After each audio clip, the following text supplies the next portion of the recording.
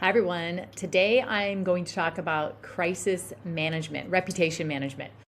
Most crisis management practices and responses fail long before a crisis occurs, a statement is made, or a response is given. They fail when teams wait until pressure arrives to remind their teams who they are, what they stand for, and how they communicate with the world. Crisis doesn't create cracks in the mirror, it actually reveals them.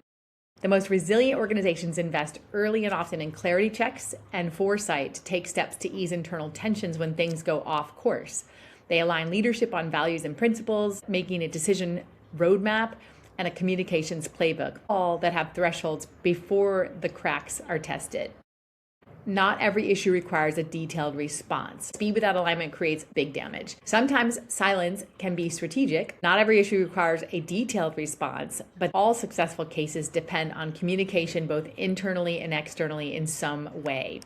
So preparation isn't about drafting statements. It's about taking some steps back and building trust internally so that when scrutiny does come, responses can remain clear, people can remain informed, and you can cement calmness, consistency that lead to credibility with your teams and the public. Organizations that survive crises aren't louder, they're steadier. They plan, they practice. Let me give you a few examples. We manage a large case with our legal counsel partner and their client in a largest residential real estate commissions case in history. In fact, it was a $1.8 billion verdict. The client made Fortune's list of the most admired companies a few years earlier, and now it was essentially one of 5 defendants going to trial in just 30 days.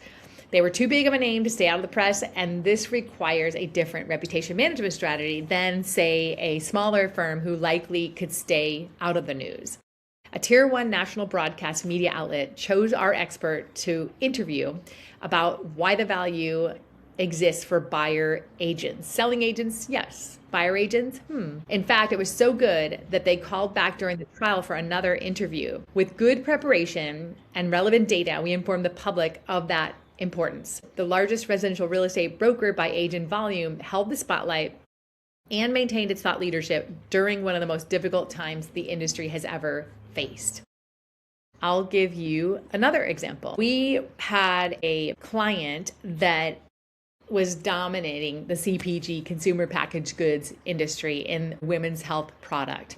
In fact, several products. They had really coveted national retail relationships, Target, CVS, Walgreens, etc. Trust during one of the first of its kinds women health clinical trial this client decided to take on was one lane that was unfamiliar to the CEO.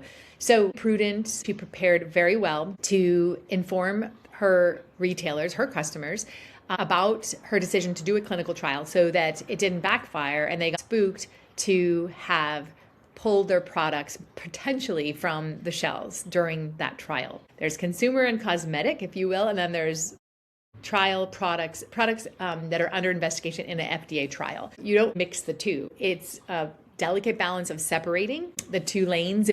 The retailers understood exactly why the company was pursuing the clinical trial and the protection of women's health and products that are important to those audiences. And so the complication, as I mentioned, was regulatory ambiguity, and a bill in Congress created scrutiny that risked retailer caution and potentially product removal, as I mentioned. There was also another layer going on at the same time. This crisis communications plan went from sort of mild into, oh boy, there's some activist activity, there's some policy making going on that was grabbing headlines. There was misinformation, and we needed to stick to the pre-approval promotional plan when you're dealing with the FDA. Those kind of pitfalls threaten consumer and retailer confidence. Rest assured, with the right planning, a playbook, and a communication framework, we emphasized a longstanding clinical use and transparency. We aligned with the trade association, OBGYN's guidance, and the CDC, and we created a toolkit. There's a very comprehensive set of frequently asked questions, FAQs, that take sometimes months to create and refine. We didn't have that kind of time. Also, there was a legislative and media strategy. We are big believers, as you know by now, in third-party storytelling and validation by not just the clients and the CEOs, but everything that goes with the relationships our clients have. And that takes time and preparation. We fostered 25 new trade and consumer media relationships that helped during a crisis. You've got to have outside friends, family, those third parties to help you tell your story with you.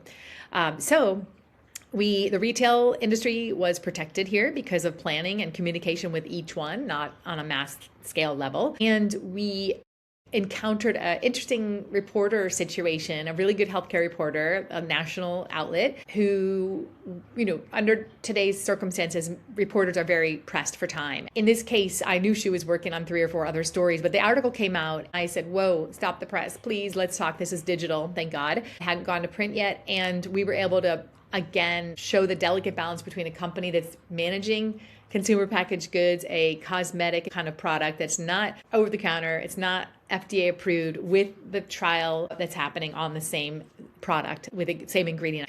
Long story short, this reporter published a link to a Mayo Clinic piece. Mayo Clinic, great health system, complete thought leader. And people turn to statistics and data from the organization. That story had been done a couple years prior. It lives in what reporters call the morgue, so they can pull it up and link to it or cite it anytime they want to. So it was good that she put it in there. However, when we read it, it talked about something being fatal if ingested. Well, that's not acceptable nor true. So it compared an industrial product data with a medical grade product. Immediately, you think, how do we correct this? Go to the source, verify the facts. We did just that. The Mayo Clinic thanked us for taking a village to find something that might have been out of context, true in one sense, but not true in this case. And it was corrected immediately.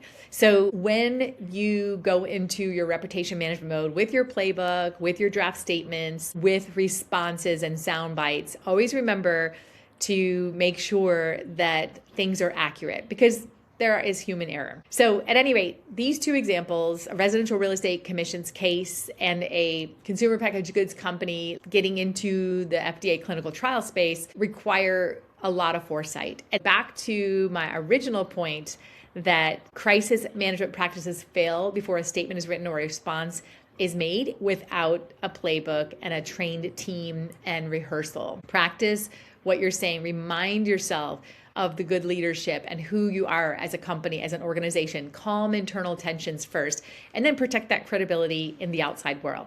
So I hope that was helpful. If it was, hit the like button or the subscribe button, and put in the comments too, if you feel inclined, crisis management. And I'll send you a checklist for everything we talked about today.